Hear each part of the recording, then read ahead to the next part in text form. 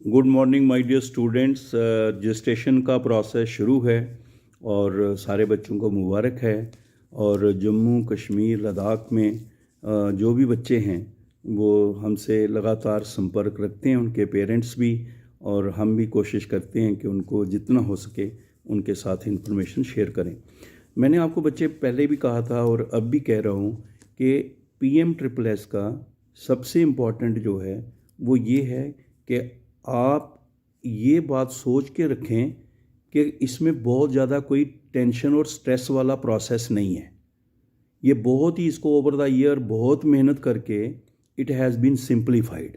मैं शुरू से इसके साथ जुड़ा हुआ हूँ और मैंने इसको हर स्टेज पे देखा है। और अब तो मुझे ऐसे लगता है कि अगर बच्चा थोड़ा सा अच्छी तरह से समझ रखे तो ये कोई दिक्कत है नहीं। हाँ, इस वक्त जो मेन इशू है वो अभी भी है कि हमें मैक्सिमम इसके बारे में लोगों को अवेयरनेस लानी है, जिसके लिए मैंने ये भी एफर्ट शुरू की है ताकि ज़्यादा से ज़्यादा लोगों में शेयर करें और इन्फॉर्मेशन पहुँचे और वो इसमें पार्टिसिपेट करें। क्योंकि ये स्कीम बनी है वो उन गरीब बच्चों के लिए जिनके पेरेंट्स के पास इतनी इकोनॉमिक सपोर्ट नहीं होती कि वो अपने बच्चों को कहीं अच्छे इंस्टीट्यूशंस में बाहर भेज के उनको एडमिशन करा सकें। इसीलिए स्कीम के तहत वही जाते हैं बच्चे जिन्होंने जम्मू कश्मीर से बाहर पढ़ने के लिए इंटरेस्टेड होते हैं। अब रजिस्ट्रेशन के लिए क्या इन्फॉर्मेशन चाहिए होती हैं आपको हमने पहले भी इसमें बताया हुआ था। सबसे इसमें एक डोमिसाइल सर्टिफिकेट है, और डोमिसाइल सर्टिफिकेट क्या है वो आपको सारे बच्चों को इसका पता है और आपने उसको एक रख लीजिए। और नंबर 2 10+2 का जो मार्क्स सर्टिफिकेट आपका है वो आपने है। जैसे आप 10+2 का सर्टिफिकेट देते हैं, चाहे JK बोर्ड स्कूल एजुकेशन का या CBSE का, इस तरह जो डिप्लोमा वाले हैं जब उनका शुरू होगा, जो अभी शुरू नहीं हुआ, ये सिर्फ 10+2 वालों के लिए, तो वो जो हैं वो डिप्लोमा वाले अपना 10+3 वाला डिप्लोमा जो है उसका वो जो है वो उसके लिए रिक्वायरमेंट है। इसी तरह से फैमिली इनकम है 8 लाख या 8 लाख से कम। और याद रखें कि क्योंकि 8 लाख से ज़्यादा होती है तो वो कह रहे हैं सर आगे प्रोसेस नहीं हो रहा। भाई ये स्कीम में जब 8 लाख से ज़्यादा इनकम है वो इसके लिए एलिजिबल ही नहीं रहता है। और उसके बाद रिजर्वेशन जो है वो पॉलिसी वही है जो जम्मू कश्मीर और लद्दाख पे लागू है, वही PMSSS में भी लागू होती है। उसके बाद आपका जो है इसमें ये जो अपने सर्टिफिकेट हैं उसमें आपका आधार नंबर है वो होना चाहिए आपके पास, और फिर आपका एक वैलिड ईमेल आईडी और आपका मोबाइल नंबर होना चाहिए, और पेरेंट्स की इन्फॉर्मेशन खैर वो तो आपको आगे उसमें देनी है। तो ये जो हैं ये चीज़ें मतलब एक रजिस्ट्रेशन के लिए ये चीज़ें चाहिए होती हैं। अब स्टेप्स क्या हैं रजिस्ट्रेशन के लिए? जैसे मैंने आपको ये पहले ही बच्चे बार बार बोल के रखता हूँ कि एक तो आप हमारा चैनल ज़रूर सब्सक्राइब करके रखें। अजीत अंगराल AJEETANGRAL अजीत अंगराल आप PMSSS एंड मोटिवेशन ये चैनल है, उसको आप सब्सक्राइब करके रखें। Ajit Angral PMSSS and motivation, इसमें आपको तकरीबन इन्फॉर्मेशन मिलते रहेंगी। और जिन्होंने सब्सक्राइब किया है तो हम कोशिश करते हैं उनको इन्फॉर्मेशन दें। और 9419144030 9419144030 मेरा व्हाट्सअप नंबर है। आप उस नंबर पे कोई भी अपना मैसेज डाल दिया करें और फिर मैं उनको इकट्ठा करके फिर किसी वीडियो के रूम में उनको जवाब उसका मिलता है। अगर कोई भी आपकी क्वेरी है, मैं ये बता रहा हूँ, आपने सब्सक्राइब भी किया है तो अगर आपकी कोई भी क्वेरीज़ है उसको व्हाट्सअप ज़रूर करें। ये मेरी आप बात याद रखना, ताकि उस पर फिर मैं उसको देख के जो मुझे पता होगा फिर भी और आगे पीछे पता करके इन्फॉर्मेशन लेके मैं आपको पहुंचाने की कोशिश करूंगा। तो ये आपका रजिस्ट्रेशन का क्या है, जैसे मैंने आपको बोला है कि एक www.aict-india.org ये वेबसाइट है AICT की, इसको देखा करें, इसमें हमेशा अपडेट आता रहता है। जैसे प्रीफिक्स कोड था तो उसमें डाल दिया, शेड्यूल था उसमें डाल दिया, स्कीम के बारे में उसमें डाल दिया, तो सब कुछ उसमें दिया होता है ना, वो भी देखते रहें।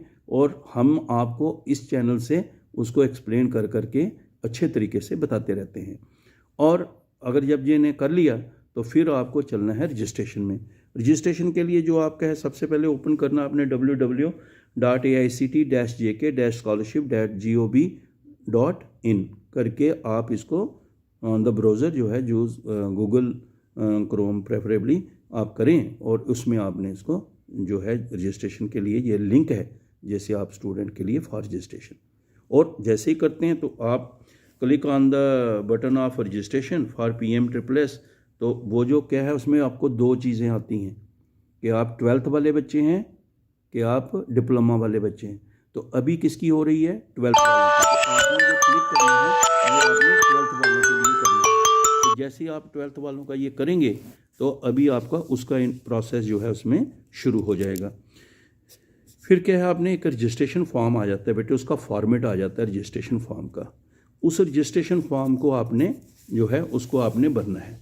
तो जो रजिस्ट्रेशन फॉर्म आप भरते हैं जिसमें आपको इन्फॉर्मेशन क्या क्या देने पड़ती हैं, सबसे पहले आपका कैंडिडेट का अपना नाम है वो आ जाता है उसमें, कैंडिडेट नेम है, फादर्स नेम है, मदर्स नेम है, उसके बाद आपका जो आधार नंबर है, मोबाइल नंबर है आपके, और आपका जो ईमेल आईडी है उनको आपने कंफर्म करना है, ज़रूरी करना है, क्योंकि आपका पासवर्ड है उसको कंफर्म करना है।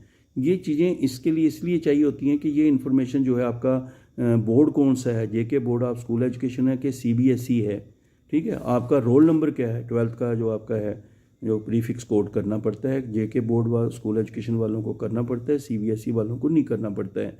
ये सारी इन्फॉर्मेशन है। ये कोई ऐसी इन्फॉर्मेशन नहीं है कि जिसके बारे में आपको पता नहीं है, जहां आप इसके बारे में जानते नहीं हैं। जैसे ही करेंगे और fill up the registration form, और अगर इसमें कोई करेक्शन वगैरह है, सबमिट जो करेक्शन है उसको देख लीजिए, और सक्सेसफुल रजिस्ट्रेशन जो है इसको जैसे आप सबमिट करते हैं तो आपको एक व्हाट्सएप पे मैसेज आ जाता है। और ये व्हाट्सएप पे मैसेज जो है ये आपको पहले ही बताया, उसमें होता है कि you have been successfully registered. तो इसका कोई जवाब देने के नहीं होता। वहाँ अगर मैसेज नहीं आता है तो फिर आपको AICTE को इन्फॉर्म करना है कि सर मुझे इसमें मैसेज अभी नहीं आया है। और फिर आपने क्या है कि कोई अगर क्लिक द वेरिफिकेशन लिंक, और उसके बाद आपकी रजिस्ट्रेशन जो है वो कंप्लीट है, होगी रजिस्ट्रेशन कंप्लीट। तो ये कोई इतना बड़ा मुश्किल काम नहीं है, इन्फॉर्मेशन दी हुई है, उन इन्फॉर्मेशन को आपने सिर्फ जो है क्लिक करते जाना है। आपको बोर्ड का पता है, ईयर ऑफ पासिंग पता है, रोल नंबर आपको पता है, प्रीफिक्स कोड जो है वो आपको पता है, और CBSE वालों को नहीं पढ़ना है वो पता है, अपना नाम, फादर नेम, मदर जो 12th की रजिस्ट्रेशन में आपका है वो भरना है। तो जैसे आप ये इन्फॉर्मेशन कर देते हैं और आपका ये रजिस्ट्रेशन का प्रोसेस हो जाता है तो आपको जो मैसेज आ जाता है तो इसके साथ ही ये प्रोसेस कंप्लीट हो जाएगा। फिर उसके बाद क्या है कि अगर सपोज करो कहीं आपका कोई उसमें इशू आ जाता है, मिसमैच का आ जाता है, या सपोज करो कि बच्चे को SMS मिलता नहीं है, तो इसका मतलब उसको कोई दिक्कत है रजिस्ट्रेशन में, तो उसमें आ रहा है कि उसका SMS या मेल पे उसको नहीं आया मैसेज, तो फिर आपको क्या करना है कि आपको JK एडमिशन 2021 JK एडमिशन 2021 पे @AICTE-India.org इसमें आप मेल कर दीजिए, और जहाँ फिर आपको नंबर दे रखा है 0120244670 उस पर आप कांटेक्ट करिए कि मैंने तो रजिस्ट्रेशन की है, सबमिट भी किया है, लेकिन मुझे उसका मैसेज नहीं आ रहा है कि रजिस्ट्रेशन जो है वो सक्सेसफुली हुई है। जैसे ही ये बच्चे हो जाता है आपका रजिस्ट्रेशन का, तो आपका फिर सेकंड स्टेप जो है वो एप्लीकेशन का है। एप्लीकेशन सबमिट करनी है। अगर कोई बच्चा खाली फिल करके बैठ जाता है, सबमिट नहीं करता, वो आगे प्रोसेस नहीं चलता है। तो जब आप एप्लीकेशन करते हैं उसके लिए क्या क्या है, वही सर्टिफिकेट आपको इसके लिए चाहिए। जैसे आपको जो है सेल्फ अटेस्टेड स्कैन कॉपी चाहिए इन JPG/PNG not more than of 2 MB। इसमें आपको वो ये सारे सर्टिफिकेट जो हैं, जैसे डोमिसाइल सर्टिफिकेट है, 10th का सर्टिफिकेट है, फैमिली इनकम सर्टिफिकेट है, आधार कार्ड है, रिजर्वेशन कैटेगरी वाला सर्टिफिकेट है, या जो इन्फॉर्मेशन इसके लिए आप अपलोड करने वाली हैं, ये सारे आपने इसमें करके जो है वो आपने रखनी है। और बाकी जो अदर अटैचमेंट हैं, वो जो आपके पासपोर्ट साइज़ फ़ोटोग्राफ हैं या सिग्नेचर हैं, तो ये बाकी अदर अटैचमेंट इन JPG और PNG not more than of 10 KB और 250 KB इसके बीच में आपने करनी है। और पासपोर्ट साइज़ जो फोटोग्राफ है आपका, ये 200x230 पिक्सल में होना चाहिए, प्रेफर्ड है। और सिग्नेचर जो है 140x60 पिक्सल्स में प्रेफर्ड है। ये आपने इसके लिए करना है, और ये आपको इसका जो है रजिस्ट्रेशन का जो एप्लीकेशन के लिए प्रोसीजर्स हैं, क्योंकि ये होना आपके पास ज़रूरी है, तभी आप एप्लीकेशन के लिए आगे प्रोसेस करेंगे। अब एप्लीकेशन में क्या क्या स्टेप्स हैं, उसमें सबसे पहले है आपने ओपन करना है www.AICTE-JK-scholarship-gov.in, और इसको ऑन द ब्राउज़र जैसे आपको मैंने पहले बताया, और फिर लॉगिन करिए through your existing user name and password, क्योंकि आपकी आईडी जनरेट हो गई होती है, यूज़र नेम पासवर्ड आपका है ही है, तो उससे आपने इसको लॉगिन करना है। और फिर आपने जैसे आप इसको करेंगे तो उसमें एक ब्रोशर आ जाएगा, उस ब्रोशर को पढ़िए, उसमें इन्फॉर्मेशन दी होती हैं क्या क्या है स्कीम के बारे में, और जैसे उसको पढ़ लेते हैं तो फिर check on the declaration and और क्लिक करें प्रोसीड फर्दर पे, नेक्स्ट स्टेप चले। बड़ा आराम से चलते जाएं, आप ऐसे करते जाएं, दिक्कत कहीं आती है तो आप उसको आराम से देख के फिर आगे उसमें चलें। जैसे ही कहें तो आपका फॉर्म आ जाते हैं, डिफरेंट आपके बॉक्स बने होते हैं, वो डिफरेंट आपके जो हैं उसमें आपको उनकी इन्फॉर्मेशन देनी होती है। किस किस के बारे में होता है कि पर्सनल इन्फॉर्मेशन होती हैं।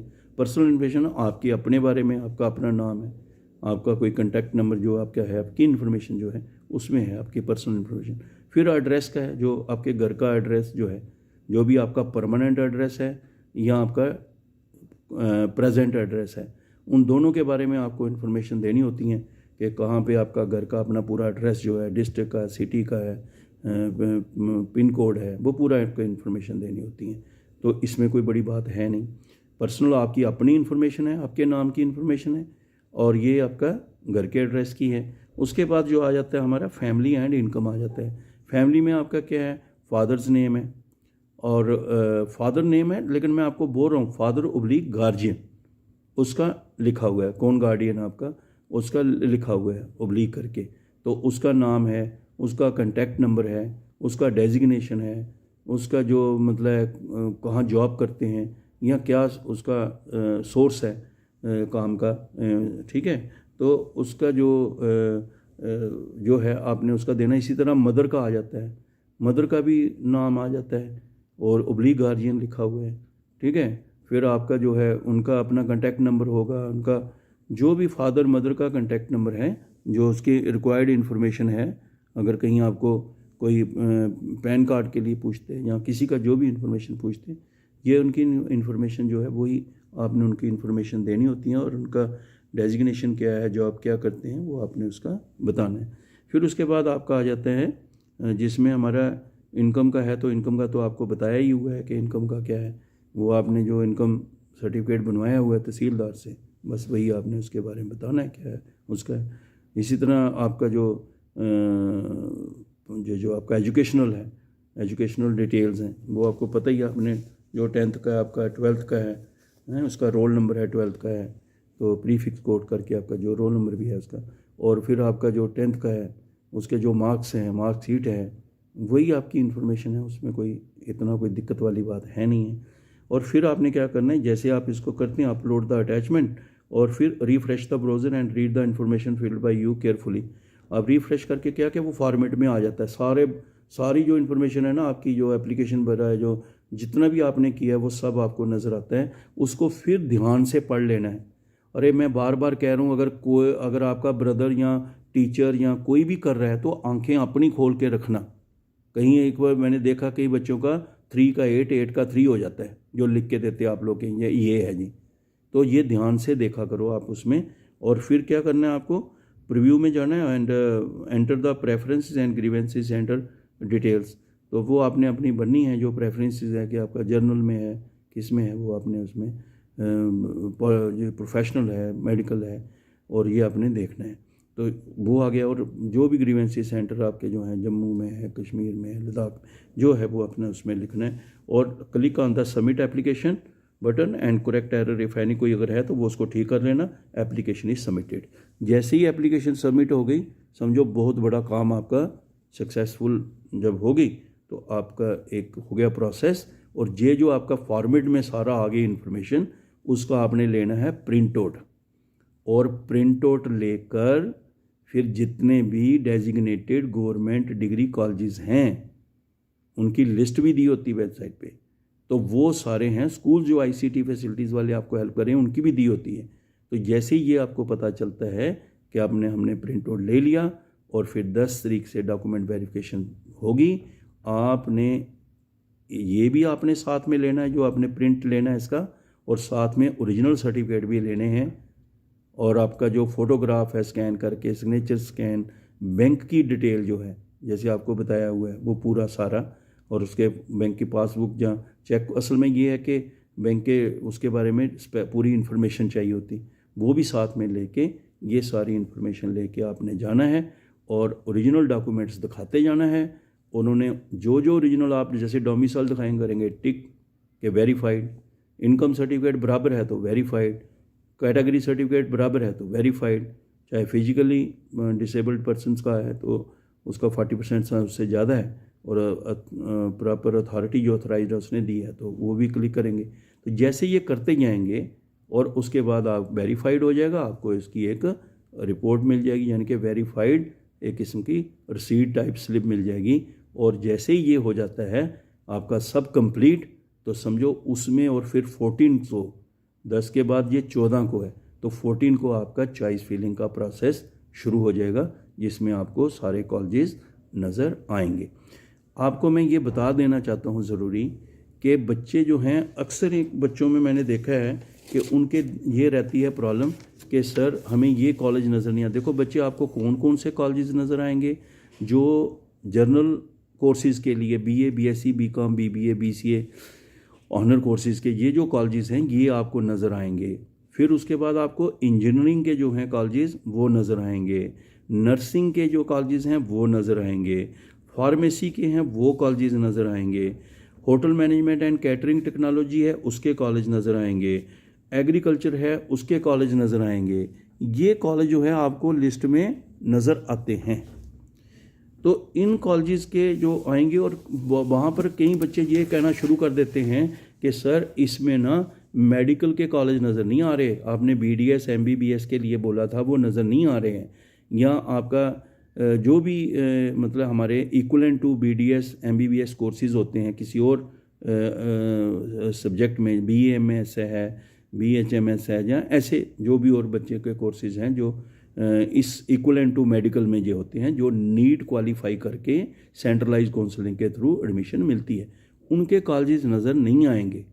आपको प्यार से समझा रहा हूँ, टेंशन, क्योंकि ये जो मैं आज बता रहा हूँ ना ये 14 तारीख को सवेरे ही शुरू हो जाना है। सर इसमें नज़र नहीं आ रहे, सर इसमें नज़र नहीं, भाई वो नज़र नहीं आएंगे, क्योंकि जिन बच्चों ने नीट क्वालिफाई करनी है उन्होंने अपने उस स्कोर के जो उसके परसेंटाइल है उसके बेसिस पर उन बच्चों ने एडमिशन लेनी है सेंट्रलाइज काउंसलिंग के थ्रू। और सेंट्रलाइज काउंसलिंग के थ्रू जब वो दाखिल हो जाते हैं फिर वो दाखिल होके अपनी ज्वाइनिंग जो है और अपने जो डॉक्यूमेंट्स जो हैं उस कॉलेज में जो हैं उनके थ्रू भी अपलोड करते हैं और कॉलेज वाले भी वेरीफाई करते हैं और बच्चे जो हैं AICT को रिपोर्ट करते हैं ज्वाइनिंग के साथ अपने सारा। लेकिन इन बच्चों ने भी रजिस्ट्रेशन और डॉक्यूमेंट वेरिफिकेशन कराने हैं, सिर्फ चॉइस फिलिंग के वक्त वो अपना दे देते हैं कि मैं अपने लेवल पे कर रहा हूँ, उनका जो भी एडमिट कार्ड का नंबर है या वो है वो देना है, जो भी उसका स्कोर कार्ड है। तो ये मेरा कहने का मतलब कि उनको ये आज बता रहा हूँ तब मत 14 को अपने पहले दिन ही यही शुरू हो जाए, तो ये वो नज़र नहीं आएंगे। आप खुद एडमिशन लेंगे, रिपोर्ट AICT को करेंगे और AICT फिर अगर उसमें जो सीट्स हैं 100 सीट्स हैं मेडिकल के लिए, MBBS BDS वगैरह सारे कोर्सेज़ के लिए, तो जो 12th का मेरिट होगा उसके हिसाब से ऊपर वाले 100 को वो स्कॉलरशिप देते हैं। ये बात अच्छी तरह से याद रखना। नंबर 2 है जिन बच्चों ने दिल्ली यूनिवर्सिटी में एडमिशन ली है, अपने मतलब अभी अप्लाई किया और उनका कट ऑफ में आ गया, सपोज करो उनका जो मेरिट लिस्ट है उसमें कट ऑफ में आया और उन्होंने इधर से रजिस्ट्रेशन भी कराई है, डॉक्यूमेंट वेरिफिकेशन भी कराई है, तो वो बच्चे भी PM++ का उनको स्कॉलरशिप मिलेगा, उनको रिपोर्ट करना है, ठीक है, उनको भी रिपोर्ट करना अपने सारा प्रोसेस के साथ। इसी तरह से आपको मैंने बता के रखा है कि जो हमारे NIT है, जो हमारे IIT है या और सेंट्रली फंडेड जो इंस्टीट्यूशंस हैं ऑफ नेशनल इम्पॉर्टेंस, उनमें किसी में भी अगर आप एडमिशन लेते हैं अपने लेवल पे पास करके, चाहे वो JEE मेंस है या उनका कोई और अपना एग्ज़ाम है, तो अगर आप एडमिशन लेते हैं और इधर से रजिस्ट्रेशन डॉक्यूमेंट वेरिफिकेशन भी करा रखा है और आपने अपना एडमिट कार्ड नंबर वगैरह उसका भी देना है पहले ही, और जैसे आप करा लेते हैं तो आपने उसकी रिपोर्टिंग करनी है AICT को, और वो वाले इंस्टीट्यूशन भी रिपोर्टिंग करेंगे कि ये बच्चा दाखिल हो गया हमारे पास, डॉक्यूमेंट सारे अपलोड करने हैं, तो भी आपको स्कॉलरशिप मिलेगा। इसी तरह ISRO में 6 सीट्स हैं, ठीक है, उसमें भी हमारा जो है आपको 6 सीट्स जो हैं वो हैं, लेकिन उसकी भी आपने एलिजिबिलिटी जो है वो आपने देखनी है कि उसमें जेईई एडवांस चाहिए, उसके लिए पहले मेन भी पास करना पड़ेगा, और उसमें कोई मैथमेटिक्स चाहिए, कोई एज बार है कहीं पे वो देखना, सब्जेक्ट की कोई एलिजिबिलिटी है जहाँ कोई और उसमें उन्होंने जम्मू कश्मीर के बच्चों के लिए कोई रखा है, तो सारे पॉइंट्स को देख के ये सारे अगर आप ध्यान से रखते हैं तो सिंपल सा प्रोसेस रजिस्ट्रेशन का, सिंपल सा प्रोसेस डॉक्यूमेंट वेरिफिकेशन का, और सिंपल सा ही चॉइस फिलिंग का है, जिसके लिए हमने आपको कहा है कि आप 1 से लेकर 100 तक कॉलेज सेलेक्ट कर सकते हैं जो भी आपको ठीक लगते हैं, लेकिन जो लगते हैं उनकी एलिजिबिलिटी आप गूगल करके देखो, कॉलेजेस का बारे में नो योर कॉलेज जाके देखो, सारा उसका बारे में पता करके रखो। तो अगर कोई उसमें कोई दिक्कत रहती है, अगर आपको कहीं भी, आप सबसे डिस्कस करो, गाइडेंस लो, मगर अपना सेलेक्ट अपने हिसाब से करो। बाद में मत कहना कि ये किसी ने कहा था तो ये ऐसा हो गया। तो ये चीज़ें आपको करके चॉइस फिलिंग के वक्त ध्यान रखना है। और आपके मार्क्स कितने हैं 12th में, आप कौन सा कॉलेज सेलेक्ट करते हो और कौन सा कोर्स सेलेक्ट करते हो, इन 3 कॉम्बिनेशन से एक जो है आपके चांसेस बनते हैं कि कॉलेज कौन सा मिलेगा, कैसा मिलेगा। क्योंकि ये बच्चे जो घड़ी है कि कोई इतने % होंगे तो आ जाएगा, इतने % से मेरा पक्का रहेगा, ये कोई ऐसे बच्चे जो है तकरीबन पिछले साल के आपको ट्रेंड बताए हैं, तो कोई बताएगा कि ऐसे 400 से ऊपर वालों का रहा, कैटेगरी में 300 वालों का ऊपर रहा, तो ऐसे एक ये बताया जा सकता है। मगर अब इस स्टेज पे जबकि सारा प्रोसेस आ रहा है उस स्टेज पे, तो जो आपके नंबर हैं वही नंबर हैं, और उसके हिसाब से मेरिट का जो है वो प्रोसेस आपका यहाँ पे होगा।